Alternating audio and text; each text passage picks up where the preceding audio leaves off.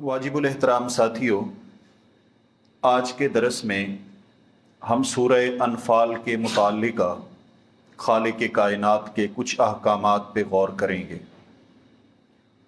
سورہ انفال مدنی سورہ مبارکہ ہے جس میں 75 آیات ہیں اور 10 رکوع ہیں۔ اس سورہ مبارکہ کا کچھ حصہ 9ویں پارہ میں اور کچھ حصہ 10ویں پارہ میں مذکور ہے۔ انفال نفل کی جمع ہے اور نفل کا معنی ہوتا ہے زائد، اضافی چیز، زائد چیز۔ اور یہاں پر نفل سے مراد کسے کہتے ہیں؟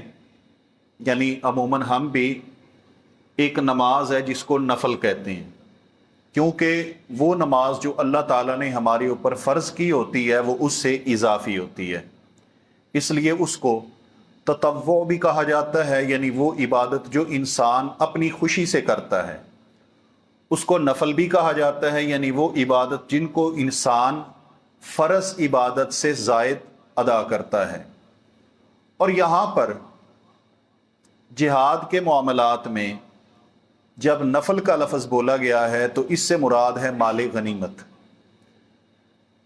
اس کو نفل اس لیے کہا جاتا ہے کہ مجاہدین کا نظریہ جہاد سے مال غنیمت لینا نہیں ہوتا، بلکہ ان کا نظریہ ہوتا ہے کہ اللہ کا دین غالب آ جائے، کفر پر غلبہ، سرزمین کفر پر اسلام کا پرچم لہرانا، اس نظریے کی خاطر اور جام شہادت نوش کرنا، اس نظریے کی خاطر ایک مجاہد جہاد کرتا ہے۔ لیکن جب یہ مجاہد کامیابی حاصل کر لیتا ہے تو اس کامیابی کے ساتھ ساتھ اللہ تبارک و تعالی اضافی طور پر اس کو مال غنیمت عطا کرتا ہے، جس کو نفل یا زائد بول دیا جاتا ہے۔ اس سورہ مبارکہ میں دراصل اگر آپ غور کریں تو ایک جذبہ اور ایک تیاری کار فرما ہے جو کہ اللہ تعالیٰ نے اہل ایمان کی کروائی ہے۔ وہ تیاری کیا ہے؟ جب سورہ انعام کے اندر اور سورہ اعراف کے اندر یہ واضح کر دیا گیا کہ قریش جو اس وقت بیت اللہ کی انتظامیہ تھی، جن کے کنٹرول میں تھا، اپنے اعمال کے اعتبار سے، عقائد کے اعتبار سے، اخلاق کے اعتبار سے، ہر پہلو سے بیت اللہ کی سرپرستی کے قابل نہیں ہیں، لائق نہیں ہیں، کیونکہ عقیدہ بھی گندا، اخلاق بھی برے، اعمال بھی برے، عقیدے میں شرک، اعمال میں اللہ رب ذوالجلال کی بغاوت اور اللہ سے دوری، اور اخلاق میں بیت اللہ کا برہنہ طواف کرنا، یہ تمام برائیاں ان میں پائی جاتی ہیں۔ تو یہ لوگ اس قابل نہیں ہیں کہ یہ بیت اللہ کی سرپرستی کریں۔ اور بیت اللہ کے اندر یہ کرتے کیا ہیں؟ جب یہ عبادت کے نام سے آتے ہیں تو عبادت بھی ما کان صلاتہم عند البیت الا مکاء وتصدیہ، ان کی بیت اللہ کے اندر نماز وہ کیا ہوتی ہے؟ سیٹیاں بجانا اور تالیاں بجانا، یہ ان کی بیت اللہ کے اندر نماز ہے۔ اس لیے یہ لوگ تو بیت اللہ میں داخلے کے قابل نہیں ہیں، چہ جائے کہ یہ بیت اللہ کی سرپرستی کریں۔ اور اس سے یہ بھی معلوم ہوا کہ وہ قوم جو تالی کو اور سیٹی کو عبادت سمجھے تو یہ اس دین پر ہے جو دین ابو جہل کا تھا، یہ مصطفیٰ کا دین نہیں ہے۔ بات سمجھ آئی ہے میری آپ کو؟ یا تھوڑی سی اور واضح کروں؟ ایک قوم ایسی ہے کہ صبح صبح آپ جب روزے کے ٹائم جاگیں گے نا، تھوڑا سا آپ شہر یا بازار یا کوئی آباد دکان اس کی طرف نکلیں تو انہوں نے صبح صبح قوالی لگائی ہوتی ہے، اسے ثواب سمجھ کر، عبادت سمجھ کر۔ ہوتا کیا ہے اس میں؟ تالی ہوتی ہے، سیٹی ہوتی ہے، باجا ہوتا ہے، یہ سب کچھ ہوتا ہے، اور اس سے وہ یہ سمجھتا ہے کہ سویرے سویرے اللہ راضی ہو رہا ہے میرا۔ اور بعض قوالیاں تو ایسی ہیں جو گانے سے بھی بڑا جرم ہے۔ कौन सी? जिनमें शिरक है, जिनके अंदर अल्लाह के अलावा गैरों से मांगा जा रहा है। गाने में तो बेहयाई होती है ना, वो जुर्म है, लेकिन ये तो अल्लाह की बगावत और शिरक है, और ये उससे बड़ा जुर्म। इसलिए इन लोगों की नमाज बैतुल्लाह के अंदर ताली है और सीटी है। तो अब जरूरी है कि मुसलमानों, तुम तैयारी करो और बैतुल्लाह का चार्ज संभालो। ये मदीना में जब मेरे पैगंबर की रियासत कायम हो गई तो अल्लाह तबारक व तआला ने सूरह अनफाल के अंदर अहले ईमान को इस बात पे आमादा किया, तैयार किया।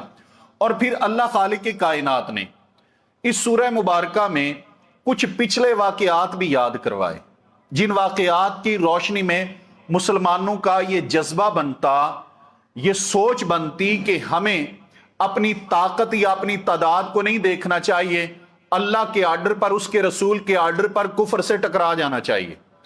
तो अल्लाह तबारक व तआला ने फिर मुसलमानों को तैयार करते हुए सूरह अनफाल के अंदर गज़वा बदर की सरगुज़श्त को भी बयान फरमाई है। वो तफसीलात भी अल्लाह तबारक व तआला ने पूरी तफसील, कुछ मैं अर्ज भी कर चुका हूं कि चंद मुसलमान थे, तादाद में थोड़े थे, पाँव में जूते तक नहीं थे, और असलहा या ज़िरहें वो तो दरकिनार, कमीसें भी जिस्म पर नहीं थीं। लेकिन अल्लाह तबारक व तआला ने इनको कुफार के मुकाबिल मेरा रब लेके भी आया, और फिर परवरदिगार आलम ने फतह भी अता फरमाई। तो ये कैसे मुमकिन था? ये अल्लाह ताला की नुसरत के साथ और मदद के साथ मुमकिन था। फिर अल्लाह तबारक व तआला ने पहले ये हुक्म दिया था कि अगर मुसलमान एक है और काफिर 10 हैं तो मुसलमान को उससे टकरा जाना चाहिए, यानी एक मुसलमान 10 पर भारी है। फिर परवरदिगार आलम ने फरमाया कि अब जज्बात वैसे नहीं रहे, तो अब अल्लाह ताला तुम पे तखफीफ कर रहा है। मुसलमान एक हो और काफिर 2 हो तो फिर तुम पे लड़ना जरूरी है, यानी मुसलमान अपने मुकाबिल जो उसके काफिर है, अगर वो तादाद में डबल है तो जरूरी है मुसलमान के लिए उससे जिहाद करना और कलिमतुल्लाह को बुलंद करना। अल्लाह तबारक व तआला ने आदाब जिहाद भी बयान किए कि इसमें तुम्हें अपनी कसरत के ऊपर, अपनी ताकत के ऊपर नहीं, बल्कि अल्लाह तबारक व तआला की नुसरत और मदद के ऊपर उम्मीद रखनी चाहिए। फिर परवरदिगार आलम ने, यानी आगे आप देखें ना कि अल्लाह ताला ने उन लोगों को जो मक्का से मुहाजिर करके निकाले गए थे, फिर परवरदिगार ने उस जमात को दोबारा मक्का के अंदर उन्हीं वडेरों के साथ और सरदारों के साथ और चौधरियों के साथ लड़ाना था, तो अब तैयार तो करना था। तो अल्लाह तबारक व तआला ने फिर वो वक्त भी याद करवाया कि मेरे पैगंबर सल्लल्लाहु अलैहि वसल्लम व इज़ यमकुरु बिकल्लज़ीना कफरू, वो टाइम याद करें जब आपके खिलाफ ये काफिर एक तदबीर सोच रहे थे। कुछ कहते थे कि इन्हें कैद कर दिया जाए, कुछ कहते थे कुएं में डाल दिया जाए, कुछ कहते थे कत्ल कर दिया जाए। मेरे पैगंबर वो 100 तलवार बुरदार आपके हुजरे के बाहर खड़ा नहीं था। वह यमकुरून व यमकुरुल्लाह, वो जमीन पे अपनी चालें चल रहे थे, अल्लाह आसमान पे अर्शे बरीन पे उनकी चालों को नाकाम कर रहा था। तो मेरे हबीब सल्लल्लाहु अलैहि वसल्लम जैसे खालिक के कायनात ने आपको तने तनहा उनके तमाम चालों, हीलों और तदबीरों से बचाकर मदीने पहुंचा दिया, मदीने पहुंचने में कामयाब हुए, वैसे आप लश्कर कशी करें, अल्लाह तबारक व तआला आपको फिर कामयाब करेगा। वाजिबुल एहतराम साथियों, अल्लाह ताला ने अपनी नुसरत और मदद का तज़किरा किया। फिर जब गज़वा बदर है, उस वक्त जब काफिर निकले हैं ना मक्का से, शैतान ने एक काम किया, वो इनके साथ सुराका बिन मालिक की सूरत में मिल गया। कहता है कि मेरा भी एक कबीला है, खानदान है, लश्कर है, मैं अपना कबीला लेके सारा तुम्हारे साथ चलूंगा और हमारी भी बड़ी दुश्मनी है मोहम्मद सल्लल्लाहु अलैहि वसल्लम से, हम भी लड़ेंगे। रास्ते में आते आते मुकर गया, इन कुफार के साथ आ रहा था, मुकर गया। कहते हैं इन्नी अरा माला तरौन, जो मुझे नजर आ रहा है तुम्हें नजर नहीं आ रहा। इसे क्या नजर आ रहा था? इसे नजर आ रहा था कि रब आसमान से नुसरत के लिए फरिश्ते नाजिल कर रहा है। तो वहीं से यह भाग गया, वापस मुड़ गया, मुकर गया। तो जिसके नतीजे में कुफार की हवा उखड़ गई। अब उसने पहले मक्के में इनकार नहीं किया, रास्ते में इनकार किया फंसा कर, क्योंकि अब अगर ये वापस जाते हैं तो बेइज्जती है। लिहाजा ये आगे गए और लड़े, और उधर अल्लाह तबारक व तआला اپنے پیغمبر صلی اللہ علیہ وآلہ وسلم کو تسلی دے رہا تھا، نصرت کے وعدے کر رہا تھا، پروردگار آسمانوں سے فرشتوں کے نزول کی خبر سنا رہا تھا اپنے پیغمبر صلی اللہ علیہ وسلم، پھر بھی بعض اوقات ایسے ہوتا ہے، کامیابی کی ادھر تو ضمانت تھی، لیکن انسان جب اتنا بڑا اس نے قدم اٹھانا ہونا تو ایک بار اس کے حواس اور اعضاء وہ سارے ایسے سن ہوتے محسوس ہوتے ہیں۔ اللہ تعالیٰ نے اس وقت کیا کیا؟ اللہ تعالیٰ نے اس ٹائم محمد صلی اللہ علیہ وسلم اور آپ کی جماعت کے اوپر اونگ طاری کر دی، اونگ طاری کی۔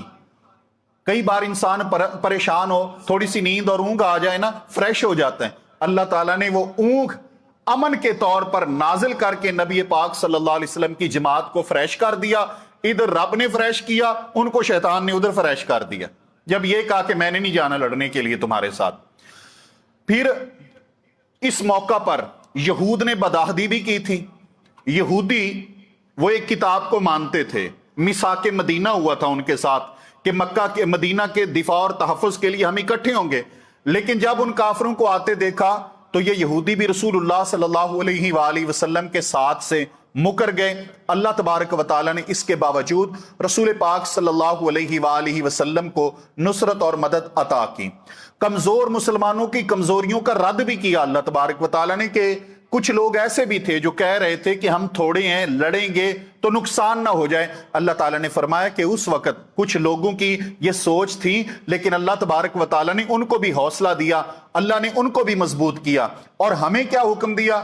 فرمایا وَأَطِيعُوا اللَّهَ وَرَسُولَهُ وَلَا تَنَازَعُوا فَتَفْشَلُوا وَتَذْهَبَ رِيحُكُمْ، اللہ اور اس کے رسول کی اطاعت کرو، باہم تنازعات کا، لڑائیوں کا، اختلافات کا شکار نہ ہوو۔